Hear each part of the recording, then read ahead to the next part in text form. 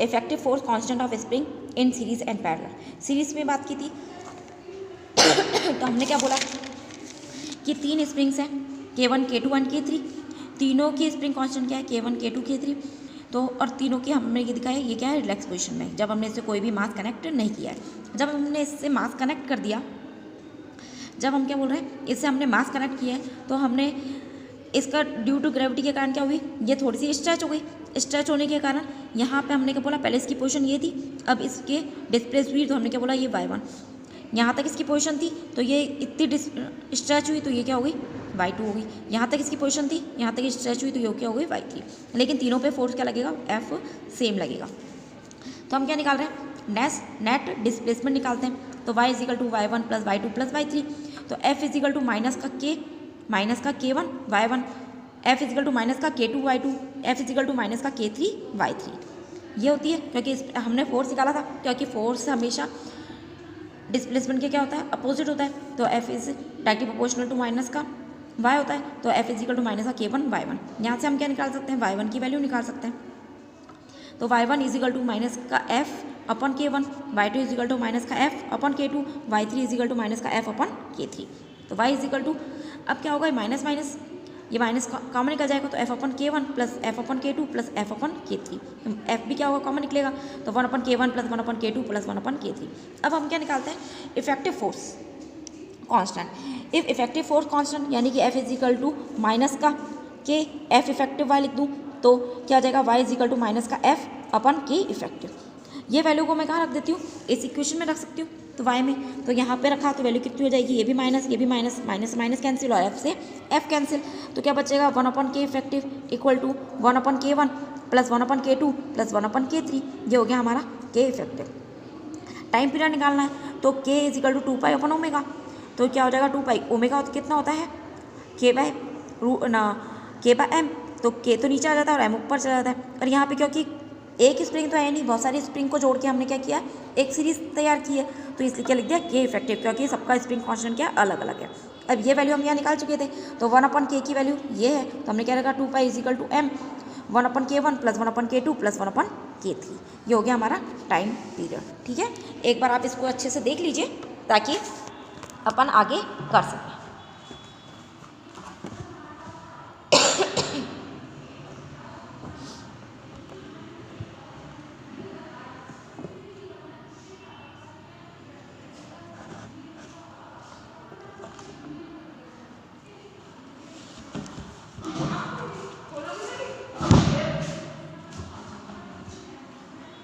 आप इसको देखिए,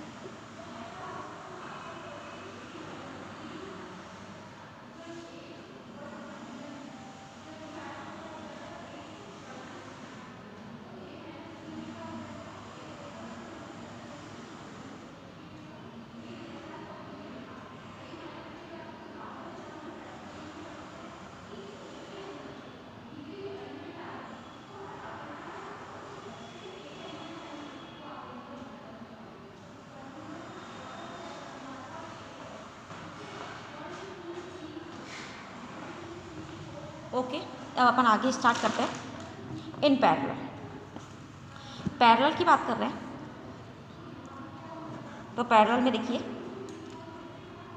वही चीज़ है, यहाँ पे हमने क्या किया, 3 स्प्रिंग लिए जिसकी फोर्स कांस्टेंट क्या है K1 K2 एंड K3। हमने क्या बोला है पैरेलल में लिए K1 K2 and K3। 3 spring लिए और जिनके spring constant K1 K2 and K3 है, ठीक है।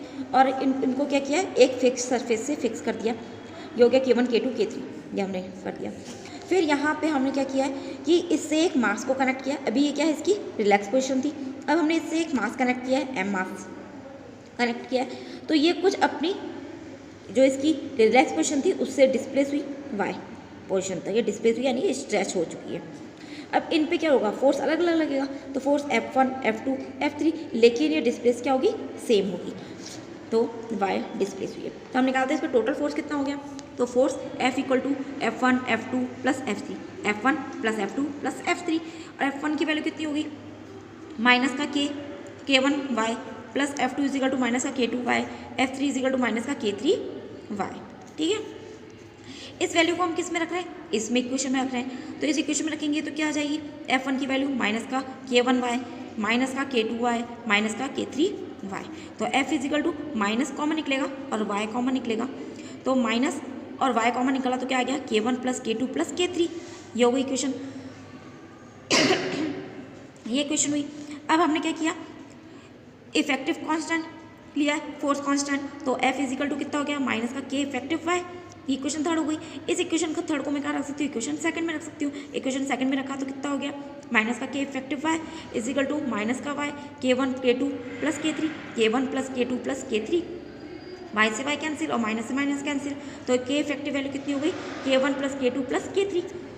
अब हमको अगर टाइम पीरियड निकालना हो, टाइम पीरियड का फॉर्मूला कितना होता है, T equal to 2 pi upon omega, तो 2 पाई ओमेगा की वैल्यू कितनी होती है, K बाय M रूट में, तो वैल्यू K तो नीचे आएगा K इफेक्टिव और M कहाँ जाएगा ऊपर, तो root M by K effective, तो T इजिकल 2 पाई और K इफेक्टिव की वैल्यू कितनी आ रही है हमारी, K1 plus K2 plus K3, तो ये वैल्यू होगी।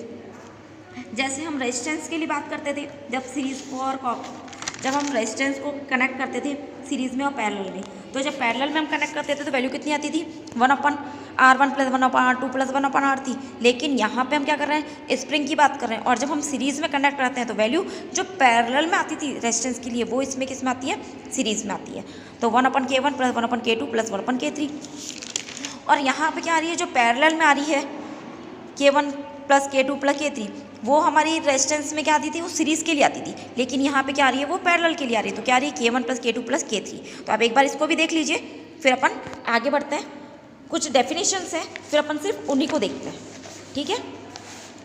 कुछ डेफिनेशंस हैं, अपन उनको देख लेते हैं, फिर आपका चैप्टर कंप्लीट हो जाएगा।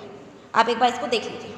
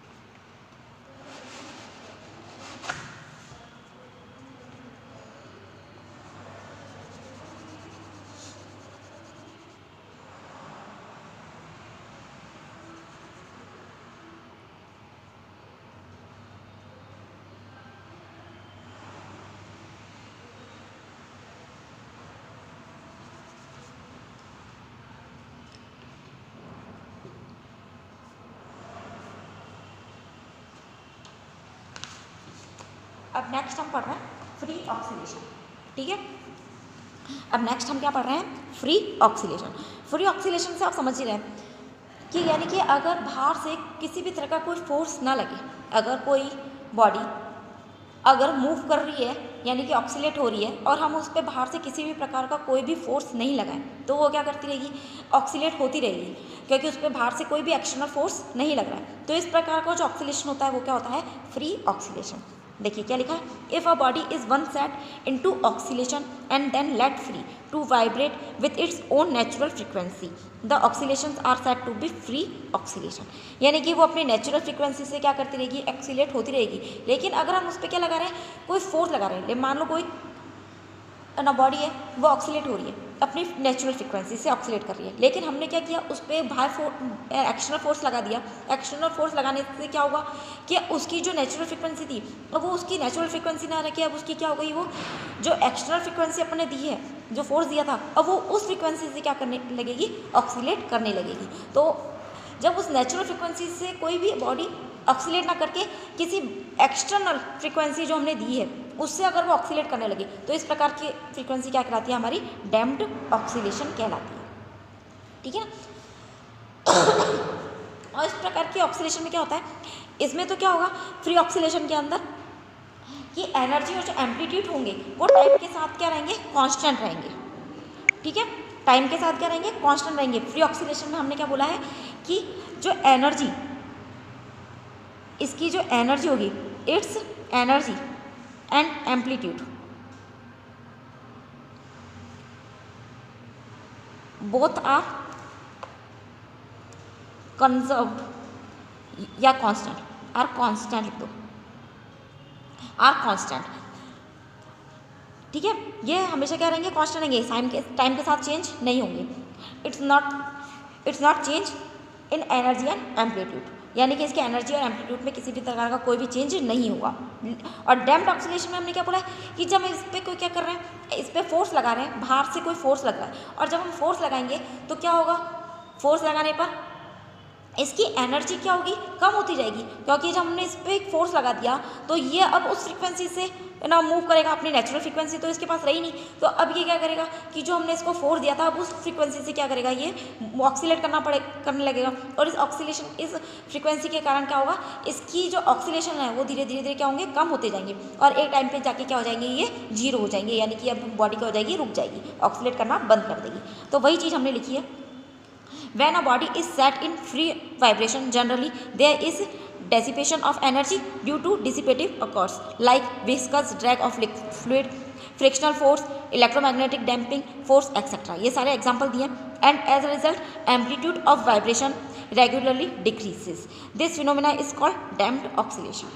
अब इसमें क्या होगा, damped oscillation होगा। ठीक है, यानी कि अब इसका एम्पलीट्यूड धीरे धीरे क्या होगा, कम होता जाएगा, एनर्जी भी क्या होती जाएगी, धीरे धीरे कम होती जाएगी, डिक्रीज होती जाएगी, और क्या हो जाएगी, जीरो हो जाएगी।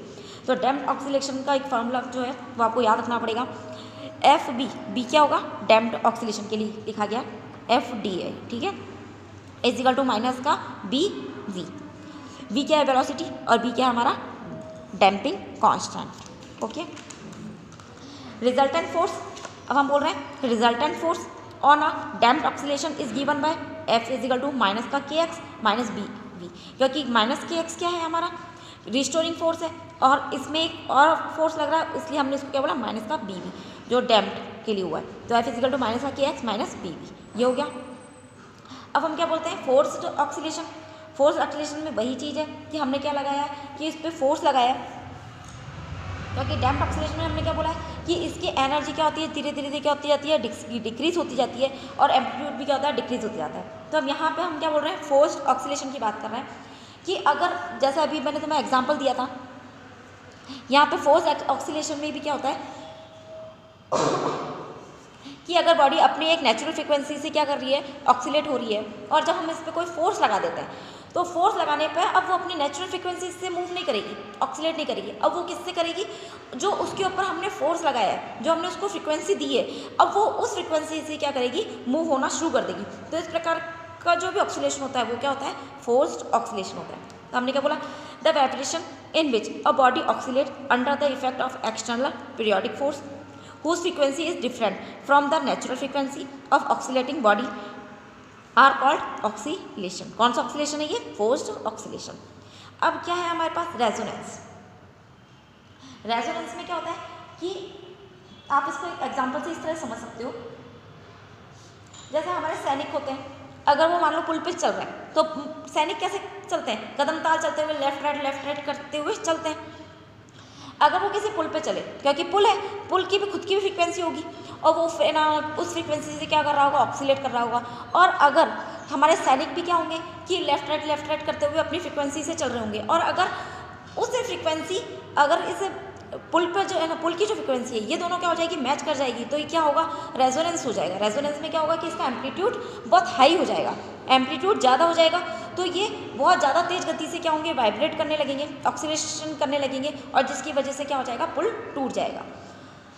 तो इस प्रकार का जो ऑक्सीलेशन होता है वो क्या होता है, हमारा रेजोनेंस कहलाता है। तो रेजोनेंस में हमने क्या बोला है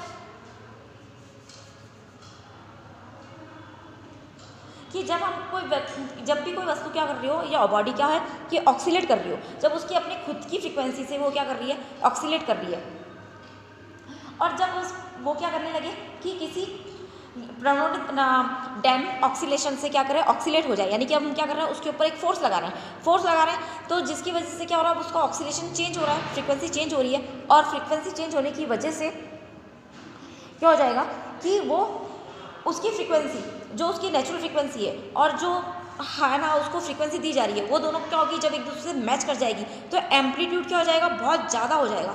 और वो एम्पलीट्यूड ज़्यादा होने की वजह से क्या हो सकता है, वो बहुत ज़्यादा डिस्प्लेस होगी। तो इसी प्रकार का जो एक्सीलेशन होता है वो क्या होता है, रेजोनेंस होता है। तो रेजोनेंस देखो, is a special case of force vibration.